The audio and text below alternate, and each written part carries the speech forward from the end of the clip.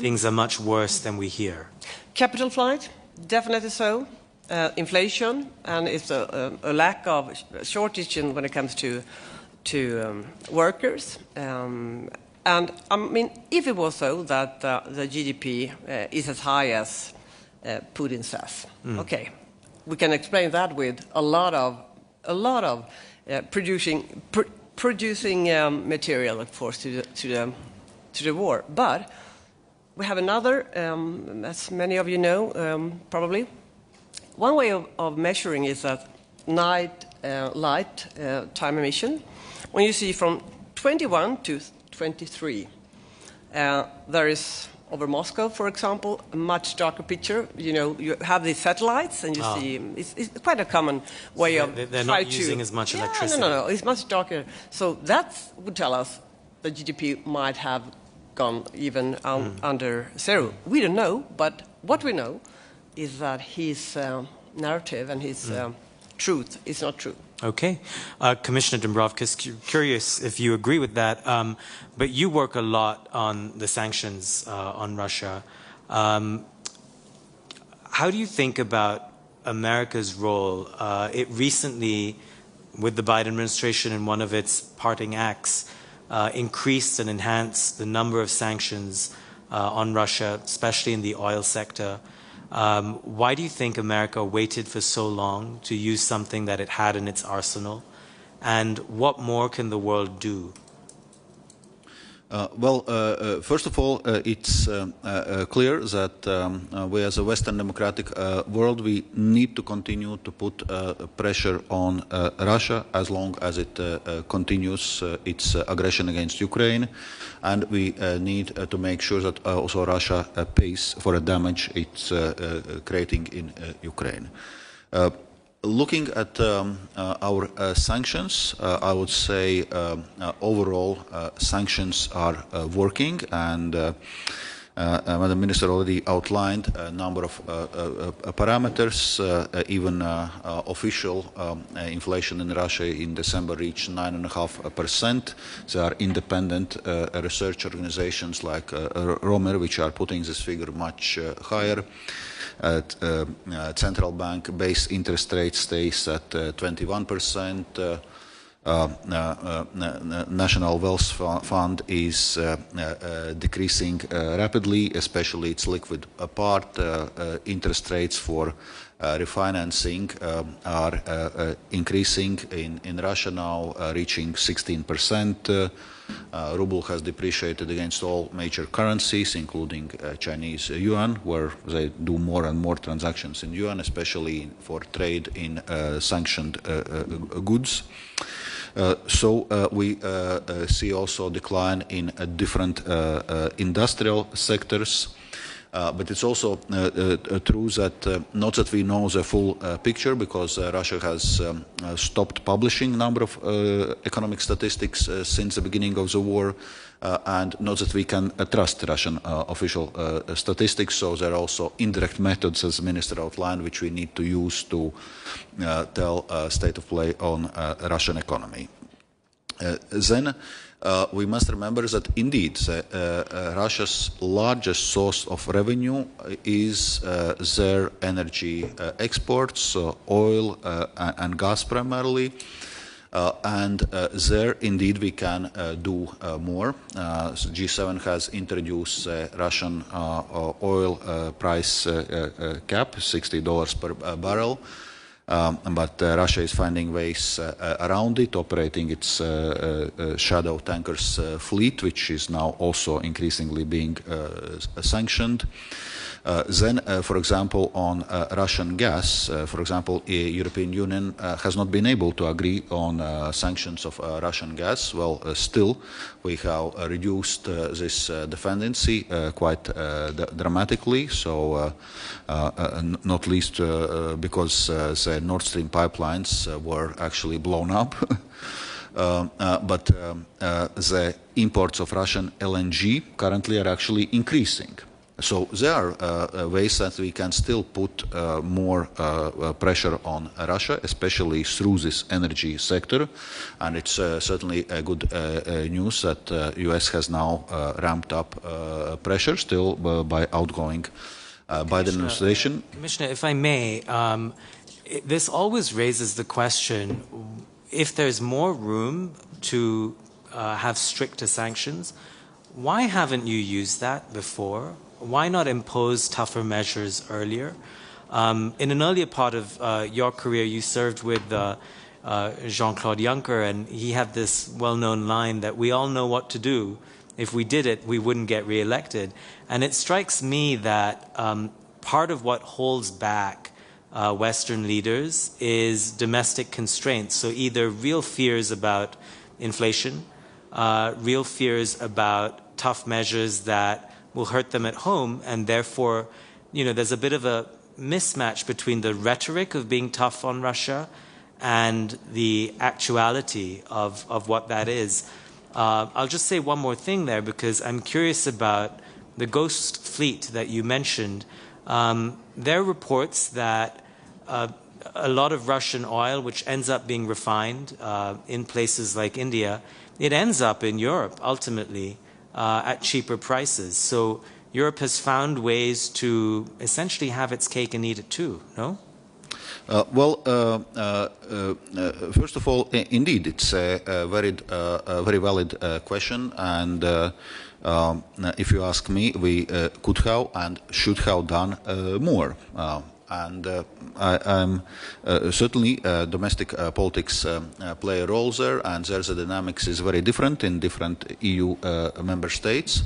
So what is worth noting that to agree on sanctions, we need unanimity of all 27 EU member states. So, and the fact that we had been agreeing already on 15 sanctions packages says that we can agree on many things, and we have put indeed very wide-ranging sanctions against Russia, unprecedented sanctions, but we were not able to find that unanimity on everything. And I was giving this example of Russian natural gas, which is not sanctioned exactly because several member states were objecting to this.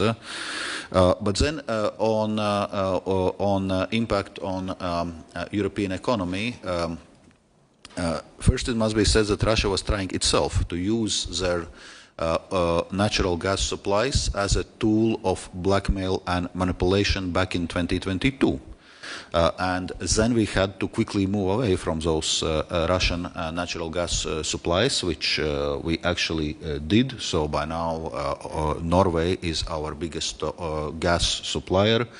United States is our biggest LNG supplier, so we import more than half of our LNG from United States. So we're working also with other suppliers. So we were able to find the alternative supplies, and Russia cannot use this tool of pressure against us anymore. And otherwise, there are not so much implications for European economy concerning the Russian sanctions. So economically, certainly, we can do more. Important part is to find political consensus. Are you able to confirm if the Ghost Fleet supplies Europe with energy as well? Well, it's certainly not a question of ghost fleet, because a ghost fleet is exactly the ghost fleet that it's not allowed to enter, for example, European ports. And now in our latest sanctions package, we were actually adding a number of those ghost fleet tankers to our sanctions list, so they are now directly sanctioned entities, so no one is doing business with them. But certainly we are following also other developments. It's true that Russia has found alternative markets in China, in India, in other places, and something we need really to follow, that then just refined products which has this Russian oil does not end up in Europe. That's a very valid question and very valid issue for us to follow. And generally, right now, with a very wide-ranging sanctions which we are already applying against Russia, increasingly important element is fight against sanctions circumvention, because as we are applying sanctions, Russia is looking for ways to circumvent them. True. Minister. Yeah, I do agree with what Valdis said, and I will just add that, I mean, it's oil that financed the war, first of all.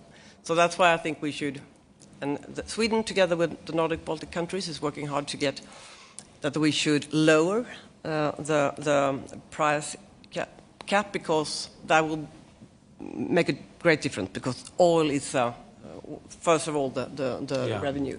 And it's not low enough right now, because clearly Russia is able to still finance this war. There's a related element here, and that's the role of big multinational companies. So the Kyiv School of Economics has some data as of 2023 that shows that 800 multinational companies from Western and like-minded countries are still operating in Russia. Half of these are companies from the US, Germany, and France. Why do you think that's the case, that Europe hasn't been able to exert more penalties on big companies from doing business in Russia? It's a good question. I mean, first of all, I think it's important to what Valdis said. We are 27 countries, so we have been united in many things. But when it comes to implementing and also scrutinize this, it's important to put pressure on the bigger company. Many big companies, they have different, I mean, they don't operate all by themselves, they're different companies around them. So, but I think we need all to be much more specific and very clear that it's not acceptable. Like IKEA, they've closed down, Swedish IKEA, Russians, right. Is right. It won't go that so good, I guess. But anyway, I hope. And more has to be done, and more has to be done by the companies, of course.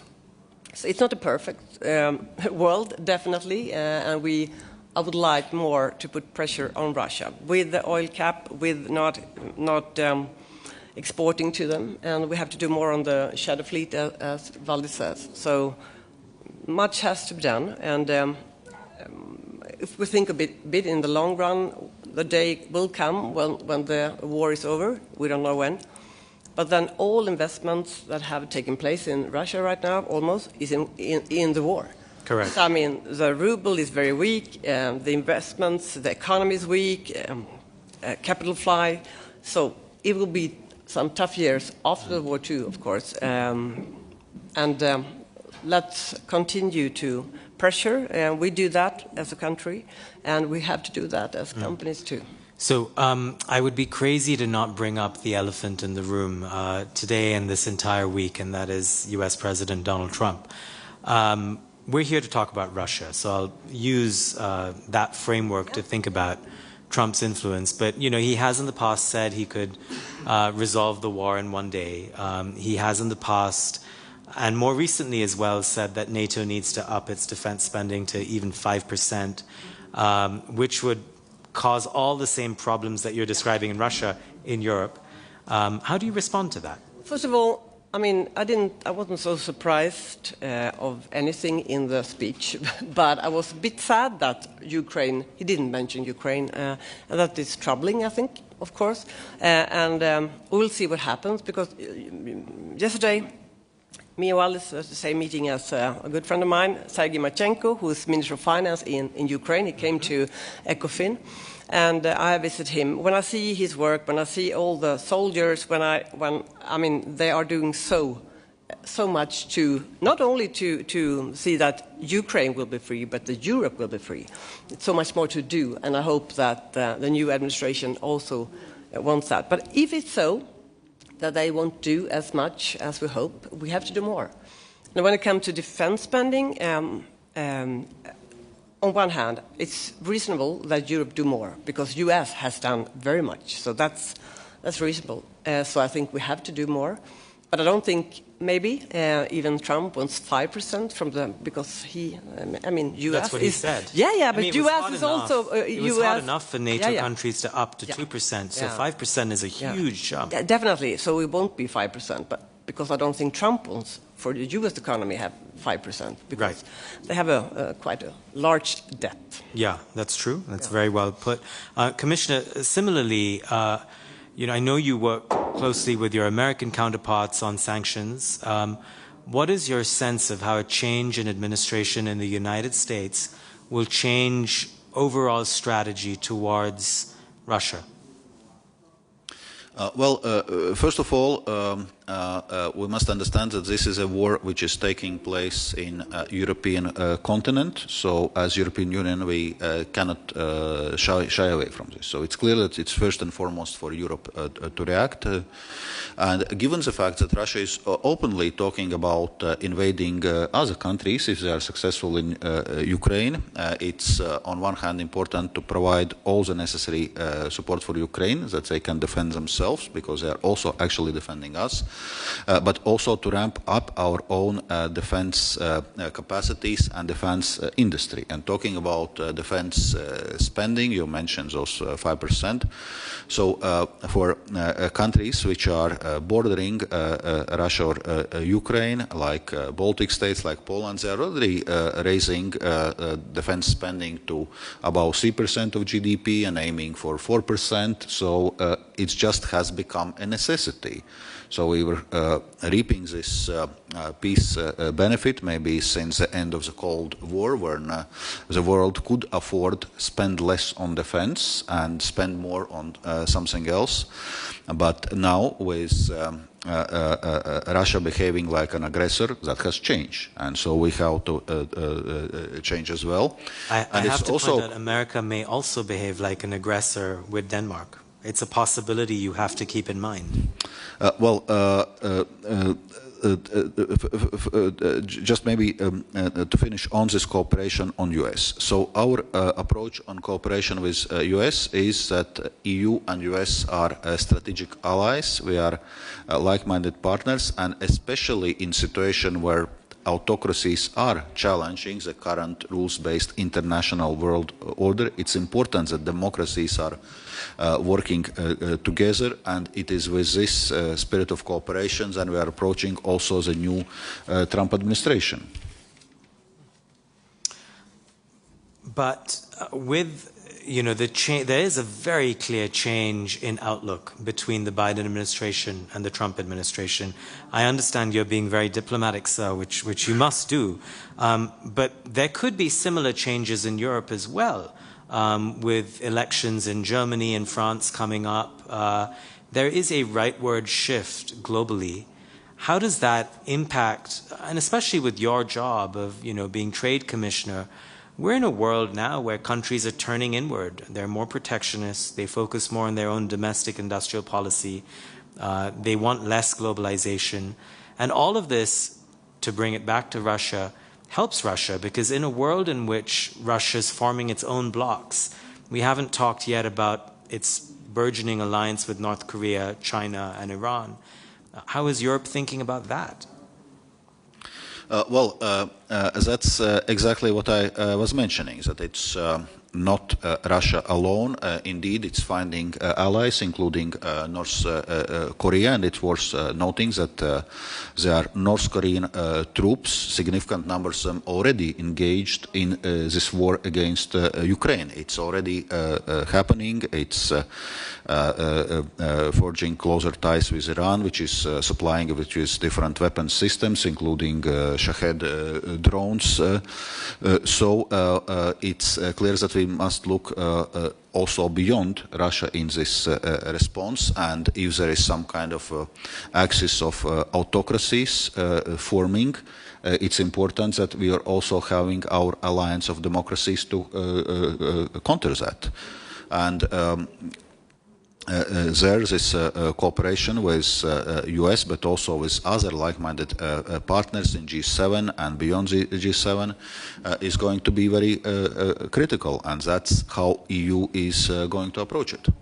Just give me a yes or no answer, but you still see the United States as like-minded, given that President Trump denied that he lost the last election, given that he just pardoned all of the people who were involved in the January 6th insurrection. you still see the United States as like-minded? We have United States as a strategic partner and ally for many decades, and we see United States as indeed like-minded. Of course, we see that we are going to have challenges with Trump administration, what is now being talked about tariffs. There are other areas where it's going to be difficult, but we are ready to engage very closely with the new administration. Also, there is uncertainty surrounding what exactly stance the Trump administration will take vis-à-vis Russia and in terms of supporting Ukraine. But we are ready to engage on those discussions and find, to the extent possible, common solutions. Minister, you mentioned that there could be a settlement one day, and we have to think about that day and the day after. What is your sense of, if there is some sort of a settlement, what kind of relations are you going to have with Russia after that? I guess it's a bit too early to say, but we will definitely have a strong relation with Ukraine, stronger than before, and help them rebuild the country, using the frozen assets and more than we have done probably, and help them. But I mean, Russia has chosen its way. We have seen this coming, not exactly this war coming, but the path that Putin and the Russians have pointed out. And I guess we were probably naive 10, 15 years ago, and we shouldn't be naive in the future. It can take long before we have good relations with Russia. And it's not in our hands. It's really in Putin's and the coming government's hands. So I think we're problematic, and it's sad because we want things to be better, not worse. And right now it's a bit hopeless in some areas and hopeful in others. Because when we in EU, we are 27 countries. When we talk now about Trump and tariffs, or we talk about the war, in Russia's war in Ukraine, tariffs is no problem at all compared to that we have war in Europe. And also, tariffs and US policy is, let me say this, we have our own destiny in our own hands, Europe. So we have to do more, both with economic growth and cooperation, and show that it's good. A market-based economy is good. And we'll continue to help Ukraine to make them stronger. And we'll see how the relation with Russia will be. But I think it will take a long time before we have good relations. We're almost out of time. I just want to check if there are any questions in the room. Okay, in which case I'm going to ask one last question to you, Commissioner. President Zelensky of Ukraine has been here this week, and first in his speech, it struck me that he was talking a lot more about Europe than he has in the past, and separately when he was speaking with a few of us reporters on the sidelines on the record, it seemed to me that he was quite upset with Europe, because a lot of promises have been made about joining NATO, still hasn't happened. B, the security guarantees that they need for the future seem so much up in the air and so dependent on the United States. So there's a little bit of anger at Europe that I'm detecting. And to bring this all back to Russia, the reason why this matters is the longer this war goes on, the more of a problem it is for Europe and for Ukraine, of course. And the question I think Ukraine keeps asking is, why do you always give us enough to survive but not enough to win? What is Europe's answer? That's a very valid question. And if we talk specifically on weapons delivery, we certainly should be giving more to Ukraine. We have now enough to cover Ukraine's financing need for this year, thanks to our Ukraine facility, thanks to the G7 extraordinary revenue acceleration loans. but we need to do more in terms of military supplies. That's critical right now, and we need indeed to work towards a peace solution which is just and lasting, which does not encourage Russia to continue its aggressive wars, because that's what Russia is clearly talking about. And yes, we need a very clear security guarantees for Ukraine, and the best security guarantee in this case is a NATO membership. Okay, that's not European Commission's business, obviously, but personally, that's what I would support, because we know Ukraine has security guarantees. When it gave up its nuclear weapons in the early 90s, there were Budapest Memorandum and security guarantees, including from the United States, from Russia itself, or many countries. But we see that these kind of security guarantees, they have not really amounted to as much as they should have been. We are still discussing that there are not sufficient support for Ukraine to fight against Russian aggression. So therefore, the question is what other type of security guarantees we can have, and it was a mistake back in 2008 that Ukraine was not admitted to NATO, because Russia as aggressor is not provoked by strengths. It actually is the only thing it understands its strengths. Russia as aggressor is provoked by weakness. So, and that was what provoked that Russia saw, Putin saw Ukraine as a weak target. And okay, it's a 3-day war, it's lasting already almost 3 years, and this target has not turned out to be so weak after all, and we have provided lots of support, but that's the only language which Russia understands. So we need to demonstrate strengths, and we need to integrate Ukraine in Western structures. We have already started accession negotiations for European Union with Ukraine, but in terms of security, of course, NATO is key. I mean, of course, Zelensky is stressed, and he can be angry on us. I mean, it's a war. Let me just remind you, Europe, EU is not the Commission, but they have good commissioners. We are 27 countries, members, and we do a lot bilaterally, also, many of us. So we do things together, and I'm very happy for that. But we also do things bilaterally, and we will continue to support, Sweden will do. We have a set of 25 billion Swedish crowns every year now, just for support, and then EU has to do more, and we have to do more sanctions.